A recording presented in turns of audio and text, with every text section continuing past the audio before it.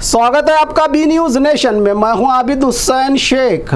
Gulbarga DC Fauzia तरन्नुम को पाकिस्तान से जोड़ने वाले बीजेपी नेता पर भड़के सीएम। पिछले दिनों बीजेपी के विधान परिषद के वाइस प्रेसिडेंट चलवादी नारायण स्वामी के प्रियंक खरगे पर कुत्ते से तुलना करने वाला विवादित बयान से नाराज कांग्रेस के कार्यकर्ताओं ने नारायण स्वामी का घेराव करके प्रदर्शन करने वाले कांग्रेस के कार्यकर्ता और प्रियंक खरगे के खिलाफ बीजेपी की गुलबर्गा चलो प्रोग्राम में बात करते हुए बीजेपी के एमएलसी रवि कुमार का प्रोग्राम में भाषण के दौरान नेता की घटिया सोच का एक और उदाहरण। पिछले दिनों ऑपरेशन सिंदूर की कमान संभालकर आतंकियों के ठिकानों पर हमला करने में कामयाब सोफिया कुरैशी पर मध्य प्रदेश के मंत्री विजय शाह का आतंकियों की बहन कहने का संगीन मामला सुप्रीम कोर्ट से भी लगी थी फटकार के बाद अब तक बीजेपी की गोद में बैठे विजय शाह के खिलाफ कोई कार्रवाई न होने से दूसरे नेताओं के भी हौसले बुलंद। कर्नाटक के एमएलसी रवि कुमार का गुलबर्गा डीसी फौजिया तरन्नुम को पाकिस्तान से जोड़ने का बयान,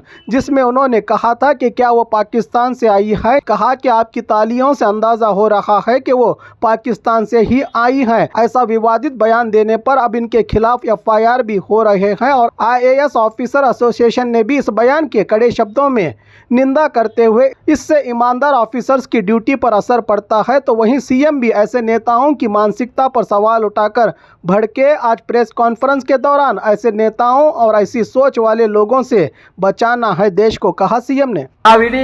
रिपब्लिक ಕಲಬುರಗಿಯಲ್ಲಿ ನಿಂತುಕೊಂಡು ಡಿಸಿ ಕಚೇರಿ ಮುಂದೆ ನಿಂತುಕೊಂಡು ಈ ಡಿಸಿ ಕಚೇರಿನೂ ಕೂಡ ಸ್ವಾತಂತ್ರ್ಯನ ಕಳ್ಕೊಂಡ್ಬಿಟ್ಟಿದೆ।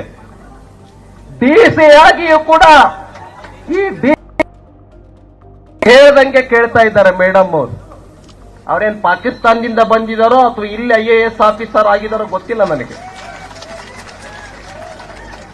ಬಹುಶಃ ನಿಮ್ಮ ಚಪ್ಪಾಳೆಯನ್ನ ನೋಡಿದ್ರೆ ಬಹುಶಃ ಅವರು ಪಾಕಿಸ್ತಾನದಿಂದ ಬಂದಿದ್ದಾರೆ ಅನ್ನೋ ನಂಗೆ ಕಾಣುತ್ತೆ।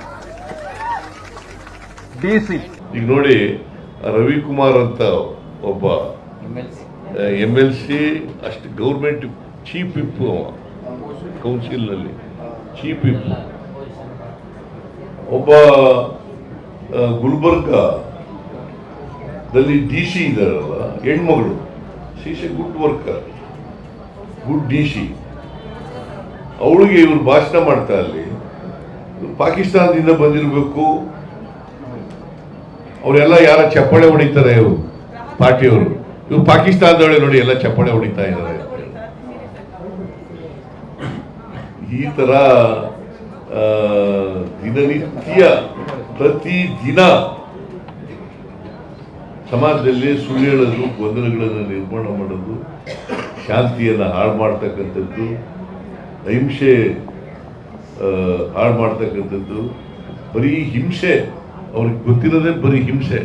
ಆಮೇಲೆ ನೋಡಿ, ನೀವು ಬಹಳ ಹುಷಾರಾಗಿರ್ಬೇಕು, ಯಾವತ್ತೂ ಕೂಡ ಈ RSS ನ ಮುಖಂಡರುಗಳಿದ್ದಾರಲ್ಲ ಅವ್ರು ಯಾರು ಸಿಕ್ಕಾಕೊಳ್ಳಲ್ಲ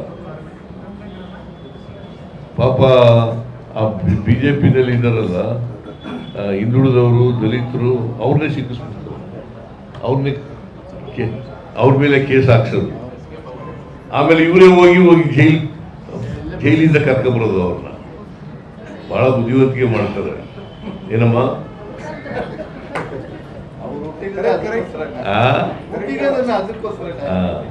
ಅದರಿಂದ ನಾವು ಹುಷಾರಾಗಿರ್ಬೇಕು। ನಾವು ಈ ದೇಶ ಏನಾದರೂ ಈ ದೇಶ ಉಳಿದಿದ್ರೆ, ಈ ದೇಶಕ್ಕೆ ಸ್ವಾತಂತ್ರ್ಯ ಬಂದಿದ್ರೆ ಅದು ಕಾರಣ, ಈ ದೇಶದಲ್ಲಿ ಏನಾದರೂ ಮೂಲಭೂತ ಸಮಸ್ಯೆಗಳಿಗೆ ಪರಿಹಾರ ಕಂಡುಹಿಡಿದಿದ್ರೆ ಅದು ಕಾರಣ। ಈ ದೇಶಕ್ಕೆ ಎಲ್ಲ ಬಡತನ, ನಿರುದ್ಯೋಗ ಇವೆಲ್ಲ ಹೋಗ್ಲಾಡಿಸ್ತಕ್ಕಂಥ ಶಕ್ತಿ ಇರ್ತಕ್ಕಂಥದ್ದು ಕಾಂಗ್ರೆಸ್, ಬದ್ಧತೆ ಇರ್ತಕ್ಕಂಥದ್ದು ಕಾಂಗ್ರೆಸ್। और खबरों के लिए देखते रहिए बी न्यूज नेशन।